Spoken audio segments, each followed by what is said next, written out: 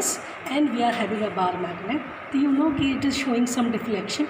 You can just check. So when we keep the magnet, then you can see it is showing some other or the needle of the magnet gets deflected, right? So that way we say if the needle of the magnetic compass is getting deflected, it means there is some magnetic field around it. Now in this setup, a current carrying wire, like this wire, resistance wire we are having, which is connected to a battery eliminator, and we keep a magnetic compass near it. We don't have any other magnet. So if this magnetic needle, the needle of this magnetic compass gets deflected, then it means there is some magnet, and that is the magnet due to this wire carrying current, and that is called magnetic effect of current. So now you can see when we switch on the current in the circuit,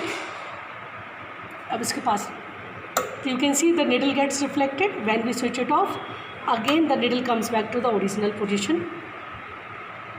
Okay, you can just see.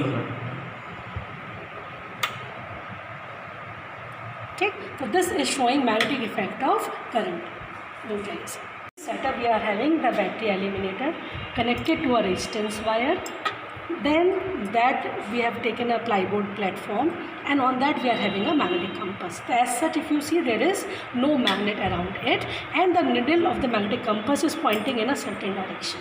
So now when we switch on the circuit, so you can see there is slight deflection in the needle.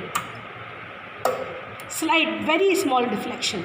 So now the thing is this deflection is there because of the magnetic effect. Now if we increase the current in the circuit, so now you see the deflection. It means on increasing the current, the amount of deflection in the magnetic compass is increasing. So we get the first factor, the magnetic effect of current is there, means magnetic field is generated around the wire, and that one component of that is the current in the wire. Now in the same position, if we increase the distance,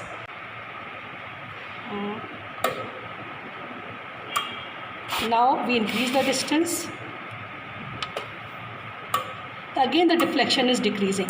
So that way we are having two factors. Number one, current flowing through the wire, and number two, the distance of the point from the wire. That's why we say magnetic field is directly proportional to current and inversely proportional to distance. Thank you.